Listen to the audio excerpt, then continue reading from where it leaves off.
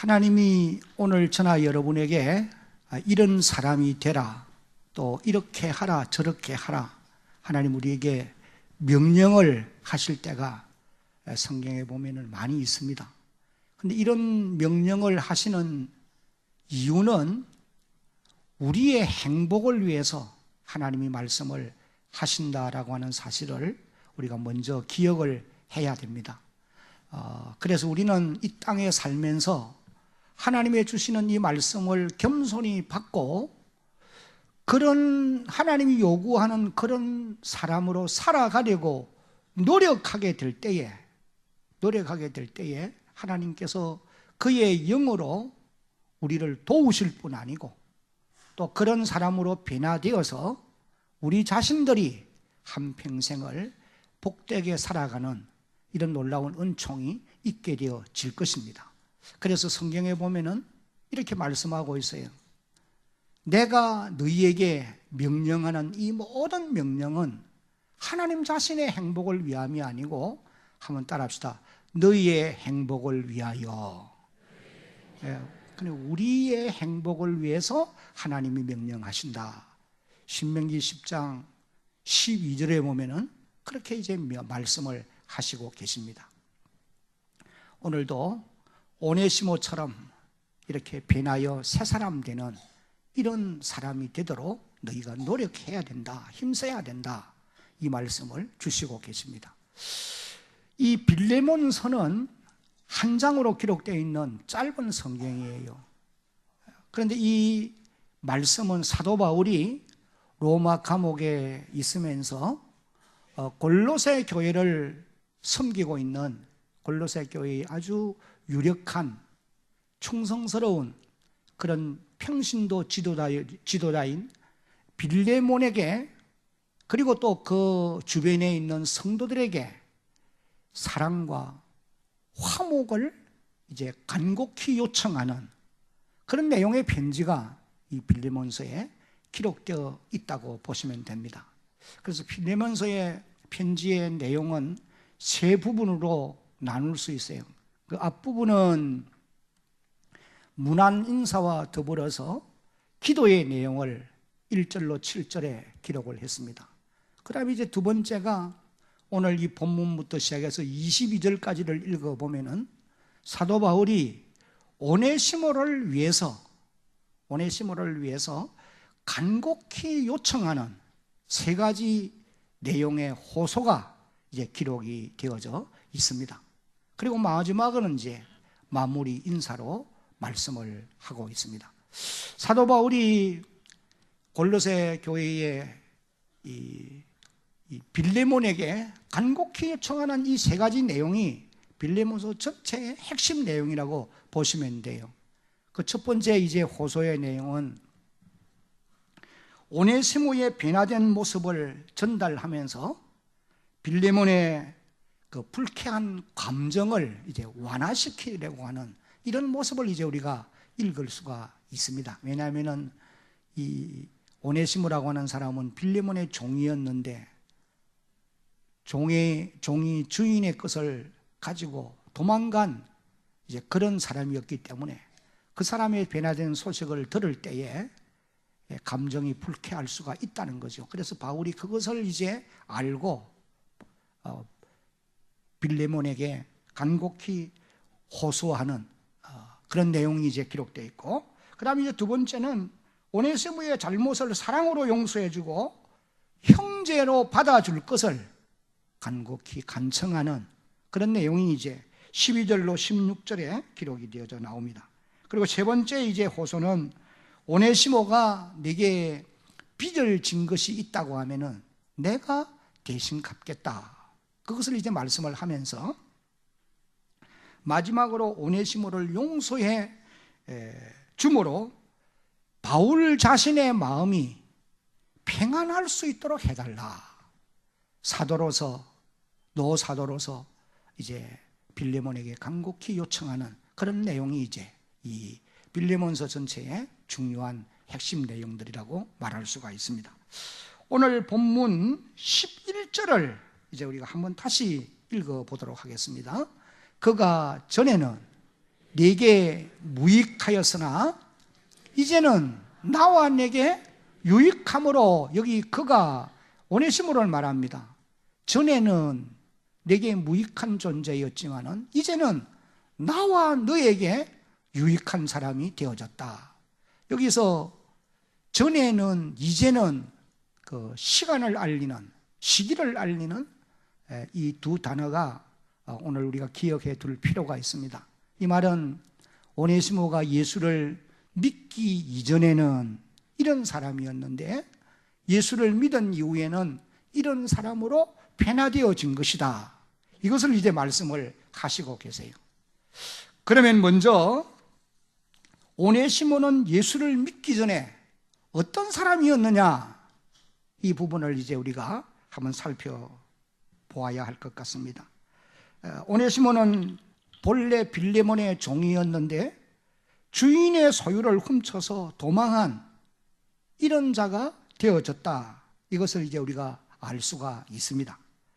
당시 로마 사회의 이 노예 제도는 아주 엄격했던 것을 이제 우리가 알 수가 있습니다. 왜냐하면은 그 로마 제국 안에 인구의 절반 이상이 노예들이었다고 합니다. 그래서 당시에 이 노예들이 약 6천만 명이 넘었다는 그런 기록을 볼 수 있어요. 그러니까 포로가 되어온 이 사람들은 다 노예가 되어지는 겁니다. 그러니 나면서부터 노예도 있겠지만도 포로로 끌어와서 노예가 된 이런 사람들이 대부분이었다라고 볼 수가 있어요. 그래서 주인과 노예와의 갈등으로 인해서 사회 문제가 심각하게 대두되었던 그런 역사가 있었던 거예요. 그래서 노예를 다루는 규율이 아주 엄했다라고 그렇게 말씀을 합니다. 예를 들면은 만약에 노예가 주인을 해하거나 또 주인의 소유를 가지고 도망을 하거나 이런 잘못을 범했을 때는 사형을 집행하든지 또 아니면은 아주 무서운 형벌을 가하는 이런 제도가 이제 노예를 다스리는 규율이었어요. 그럼에도 불구하고 노예들의 문제들로 인해서 많은 사회 갈등이 있었던 것을 우리가 짐작을 할 수 있습니다. 여러분들이 에베소서 6장을 읽어보면 사도 바울이 당시에 이 노예제도가 아마 심각하기 때문에 이 주종 간의 관계에 있어서 그 원리를 이제 말씀해 주는 것을 우리가 볼 수가 있습니다. 먼저 종들이 주인을 어떻게 대해야 될 것이냐, 이 원리를 이제 에베소 6장 5절로 8절에서 말씀을 하고 있어요. 종들아 두려워하고 떨며 성실한 마음으로 육체의 상전에게 순종하기를 누구에게 하듯하라? 그리스도께 하듯하라. 그 다음에 6절에 어떻게 하여? 눈가림만 하여 사람을 기쁘게 하는 자처럼 하지 말고 그리스도의 종들처럼 마음으로 하나님의 뜻을 행하고, 그 다음에 7절 기쁜 마음으로 섬기기를 주께 하듯 하고 사람에게 하듯 하지 말라. 8절 같이 읽어봅니다. 이는 각 사람이 무슨 선을 행하든지 종이나 자유인이나 주께로부터 행한 대로 받을 줄을 알미라. 그러니까 종도 주인도 자기가 행한 대로 하나님께로부터 상급을 받게 되어 있다. 그러니까 종들은 주인을 대할 때에 눈가림으로 하지 말아요. 봄에는 열심히 하는 척하고 그렇지 않으면 안 하는, 그리고 또 마치 주를 섬기듯이 주인을 그런 마음으로 섬겨라. 이제 종이 주인을 어떻게 대해야 될 것인지 이 원리를 바울이 먼저 말씀을 하셨어요. 그런 다음에는 이제 주인들로 하여금 종들을 어떻게 대해야 될 것인가, 그 원리를 또 말씀을 하십니다. 이것이 이제 에베소 6장 9절에 기록된 말씀이에요. 이 말씀 한번 같이 읽어봅니다. 상전들아 너희도 그들에게 이와 같이 하고 위협을 거치라. 이는 그들과 너희의 상전이 하늘에 계시고 그에게는 사람을 외모로 취하는 일이 없는 줄 너희가 알미라. 너희의 상전이 하늘에 하나님이 계신다는 거예요. 하나님은 노예와 주인을 구분하지 않아요. 하나님은 똑같은 하나님의 자녀로, 하나님의 형상대로 지음받은 하나님의 자녀들로 그렇게 하나님이 보신다. 너희들처럼 그렇게 차별해서 보시지 않는다. 이것을 이제 말씀을 하시면서 종과 주인과의 관계 원리, 이것을 만약에 그 사회가 지켰다고 한다면 어려운 문제들이 아마 없었을 것으로 그렇게 우리가 짐작할 수가 있습니다. 여러분, 오늘 우리가 살아가고 있는 이 사회에서도 노사 간의 관계가 이런 원리를 지킨다면 아마 아무런 어려움이 없으리라, 그렇게 우리가 추측을 할 수 있습니다. 하나님의 말씀인 성경에 보면은 하나님은 인간이 땅에서 행복하게 살아갈 수 있도록 만들기 위해서 모든 관계의 원리를 우리에게 말씀을 해 주셨어요. 예를 들면은 사람이 땅에서 하나님과 어떤 관계를 가지고 살아야 되느냐, 출애굽기 20장을 읽어보면은 십계명을 통해서 인간이 하나님과의 관계를 어떻게 가져야 될 것을 말씀을 해주고 있어요. 그리고 또 다른 사람과의 관계에 있어서도 예를 들면은 아내와 남편의 관계, 남편과 아내의 관계 원리, 에베소 6장에 보면 5장 22절부터를 보면은 기록되어 나오고, 또 자녀와 부모와 자녀와의 관계의 원리, 에베소 6장 1절로 4절에 기록되어 나옵니다. 그뿐만 아니고 한 걸음 나아가서 교회의 공동체 안에서도 우리 성도들이 다른 성도들을 대할 때에 어떤 원리를 가지고 대해야 될 것인가, 이것을 디모데전서 5장 1절 이후에서 보면은 아주 길게 말씀하는 것을 볼 수가 있어요. 하나님의 교회 안에서 연세 많은 어른들을 어떻게 대할 것이며, 젊은이들을 어떻게 대하고, 또 젊은 자매를 어떻게 대해야 될 것이며, 또 하나님의 교회의 앞장선 일꾼들을 어떻게 대해야 될 것인지, 이런 원리들을 이제 쭉 말씀을 하는 것을 봅니다. 여러분, 이런 모든 관계 원리를 사람들이 만약에 지킨다고 한다면 행복한 삶을 살아갈 수가 있게 되는 것입니다. 교회 생활도 참으로 천국의 그림자로서 복되게 즐겁게 신앙생활을 할 수 있을 것이고, 가정생활도 사회생활도 이런 원리 속에서 살아가게 되어지면 행복을 유지해 갈 수가 있어요. 그러나 우리가 아는 바와 같이 타락한 인간은 본능적으로 절대로 이 원리를 지키며 갈 수가 없어요. 그래서 하나님께서는 이런 원리를 지키며 살 수 있도록 하기 위해서 예수의 복음을 우리에게 들려주시고, 우리로 하여금 그 복음을 믿어서 하나님의 자녀가 되고, 또 나아가서는 변하여 새 사람이 되어서 그런 원리를 지키며 살아갈 수 있도록 하나님 우리에게 은혜를 베풀어 주시는 것입니다. 로마서 1장 16절을 보면은 내가 복음을 부끄러워하지 아니하노니 이 복음은 모든 믿는 사람에게 구원을 주시는 하나님의 무엇이 되어요? 능력이 된다는 거예요.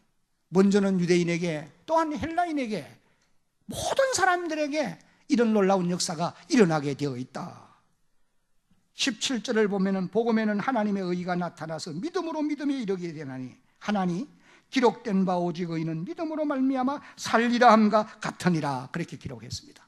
그러나 오네시모는 복음을 받기 이전에, 예수를 믿기 이전에 주인의 소유를 훔쳐서 도망한 그런 노예가 되어졌던 것입니다. 그래서 본문 11절을 보면은 조금 전에 읽었는데 바울이 이 오네시모를 일컬어서 이렇게 말씀을 하고 있어요. 전에는 내게 무익한 존재였다는 거예요.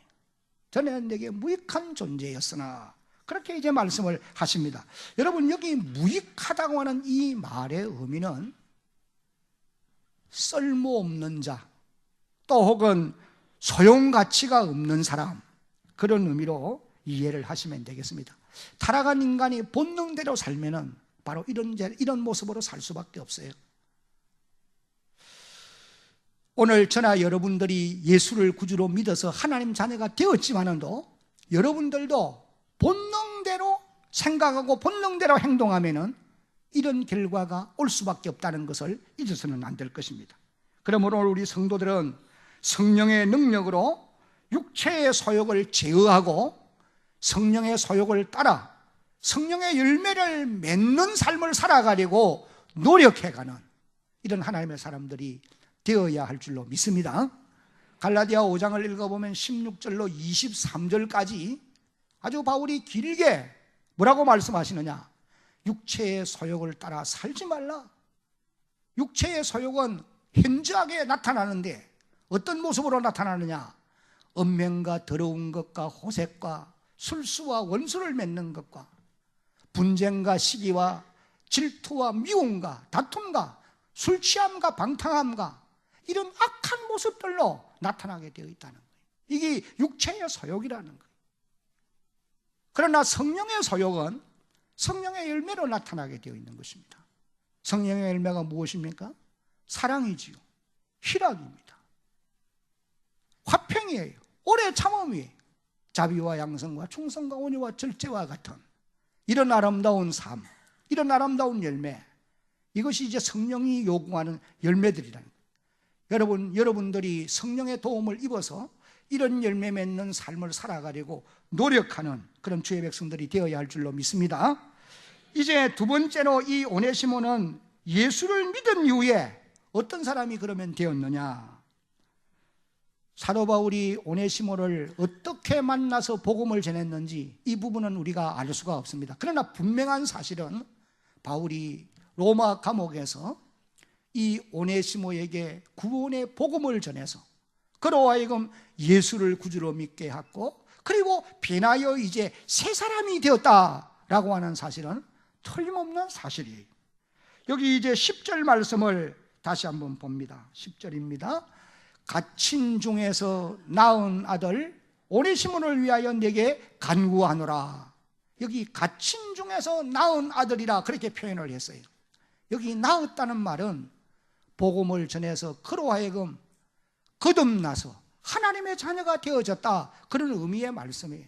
바울이 감옥 안에서 이 오네시모에게 복음을 전해서 오네시모로 하여금 거듭나게 하고 하나님의 자녀가 되는 놀라운 축복을 누리게 되어졌다는 거예요.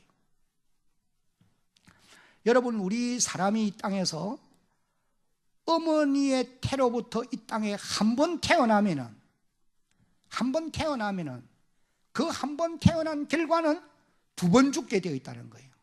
육체의 죽음을 한 번 맞이하게 되어 있고, 그 다음에 두 번째는 영혼이 지옥 형벌에 들어가는 죽음을 맞이하게 되어 있다는 거예요.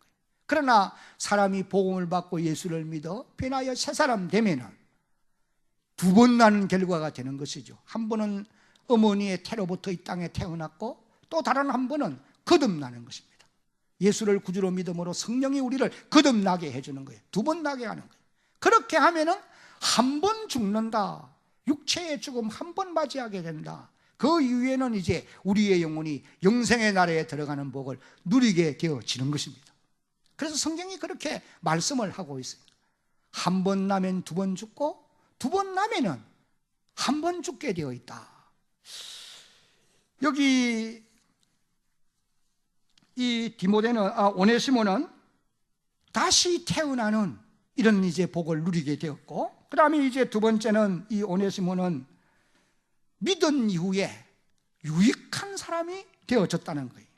11절을 읽어보면 그가 전에는 내게 무익하였지만은 이제는 나와 내게 유익함으로, 그렇게 이제 말씀을 하고 있습니다.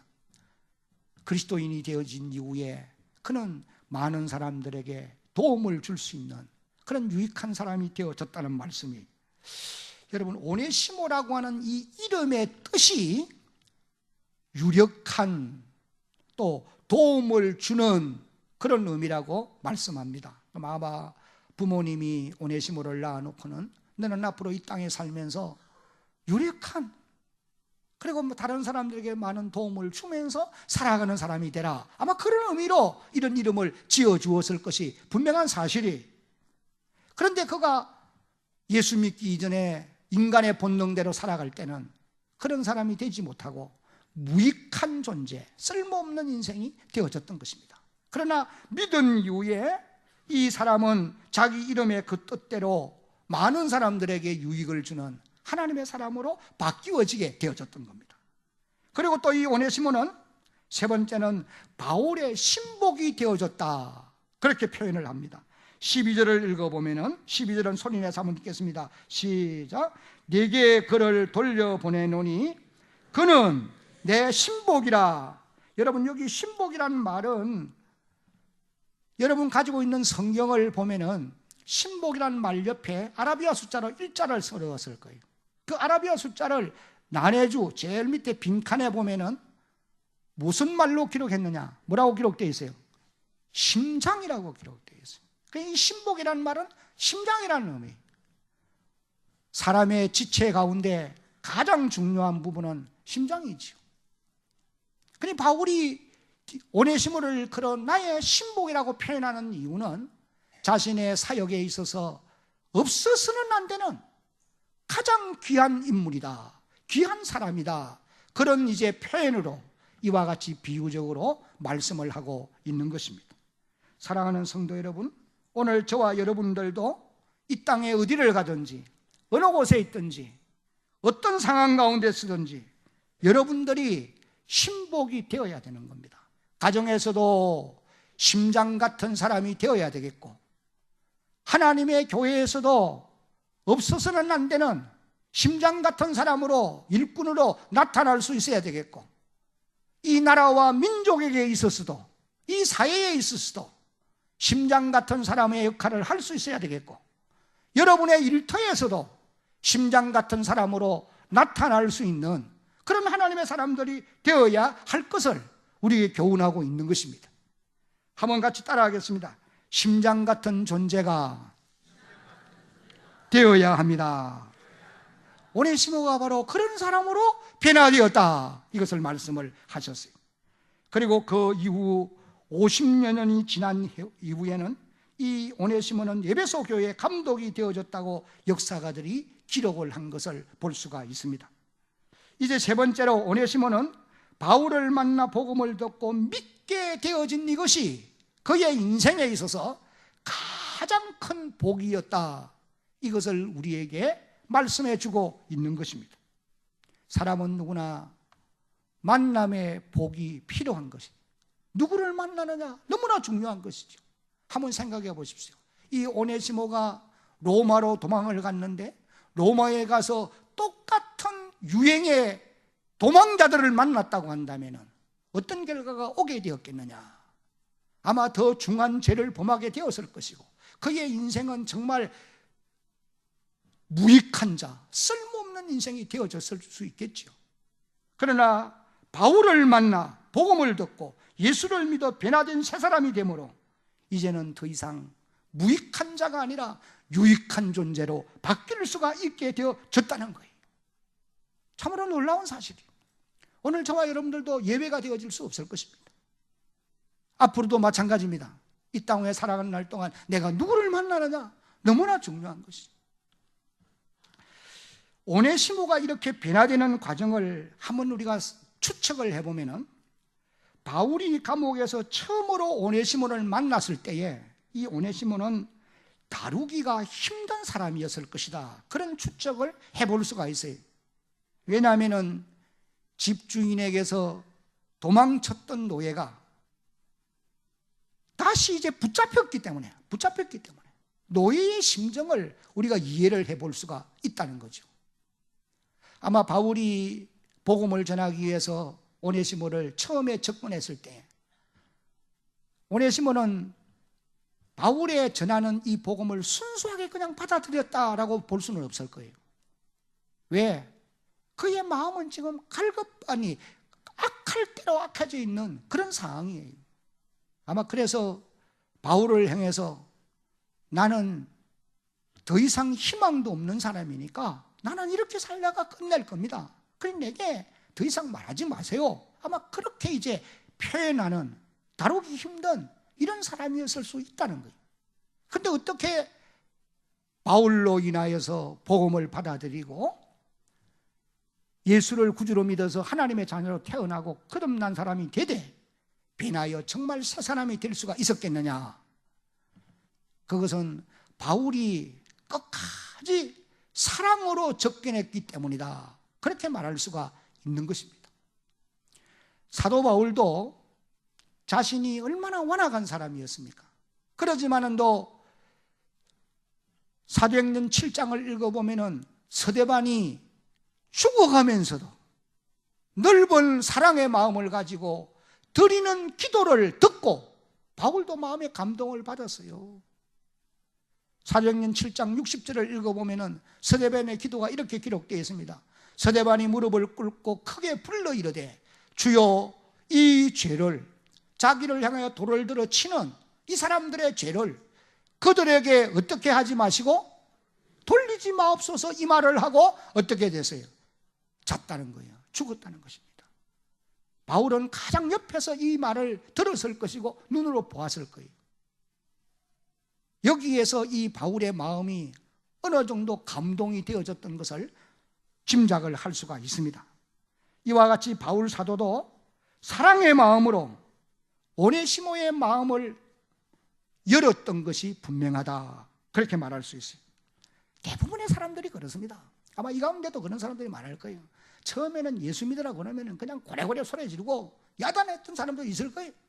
그러나 내게 복음을 전하는 사람이 그래도 변하지 않고 끝까지 사랑으로 접근했기 때문에 그 사랑의 마음이 열려서 복음을 받아들인 그런 사람들도 있다는 거예요. 두 번째는 이 바울이 오네시모에게 다른 걸 전하지 아니하고 오직 복음을 전했어요. 예수의 죽음과 부활. 예수는 우리의 범죄한 것 때문에 내어줌이 되었고 우리를 하나님 앞에 어려운 사람으로 세우기 위해서 다시 살아났다. 이게 구원의 복음이거든요. 왜 이 복음을 순수하게 전했느냐? 그 이유는 사도 바울은 복음에는 하나님의 능력이 따르는 것을 바울 자신이 깨달았기 때문에 그런 것입니다. 사랑하는 성도 여러분, 여러분들도 여러분의 유창한 언어, 여러분이 가진 세상 지식, 이것이 사람을 변화시킬 수 없습니다. 오직 예수의 죽음과 부활, 이 구원의 복음만이 사람을 변화시킬 수 있는 능력이 따른다는 사실을 믿으시기를 바랍니다. 그래서 이 소식을 전해서 사람을 구원하는 이런 역사가 우리에게도 있어야 한다는 것입니다. 이제 마지막으로 이 빌레몬서에서 꼭 기억에 두어야 될 두 사람, 첫째는 이 편지를 수신하는 빌레몬입니다. 저는 이 편지를, 이 서신을 읽을 때마다 빌레몬이라고 하는 사람이 너무도 귀한 사람이다 라고 하는 것을 깨달아요. 빌레몬은 희생과 관용과 사랑이 충만한 사람이었어요. 그래서 7절을 보면은 이렇게 기록돼요. 형제여, 성도들의 마음이 너로 말미암아 무엇을 얻었어요? 성도들이 너로 인하여 평안을 얻었나니 내가 너의 사랑으로 많은 기쁨과 위로를 받았다. 그 다음에 또 21절을 읽어보면은 같이 한번 읽어봅니다. 시작. 나는 내가 순종할 것을 확신함으로 내게 썼노니 내가 말한 것보다 더 행할 줄을 아노라. 빌레몬의 이런 모습은 오늘 하나님의 교회를 앞장서서 섬기는 중직들이 어떻든지 닮아가려고 노력해야 될 그런 사람이라고 하는 것을 깨달을 수 있어야 할 것입니다. 오늘 하나님의 교회 안에 이런 유력한 빌레몬과 같은 사람이 많은 교회가 천국을 경험할 수 있는 하나님의 교회인 줄로 깨달으시기를 바랍니다. 여러분 모두가 그런 사람으로 성숙되어 가려고 노력해 가야 합니다. 그 다음에 또 한 사람이 변하여 새 사람 된 오네시모가 아니겠습니까? 이 오네시모는 어제보다 오늘이, 오늘보다 내일이 갈수록 신앙과 인격이 성숙해 갔던 그런 사람이라고 볼 수가 있겠습니다. 이 자리에 함께 예배를 드리는 저와 여러분들도 어제보다 오늘이, 또 오늘보다 내일이 신앙도 인격도 함께 성숙해 가려고 노력해 가는, 그럴 때 성령이 여러분을 도우실 줄로 믿으시기를 바랍니다. 그래서 우리의 삶의 변화로 인하여 많은 사람들이 행복해지고 많은 사람들이 기뻐하고 많은 사람들이 주께로 돌아오는 이런 놀라운 역사가 일어나기를 예수님의 이름으로 축복합니다.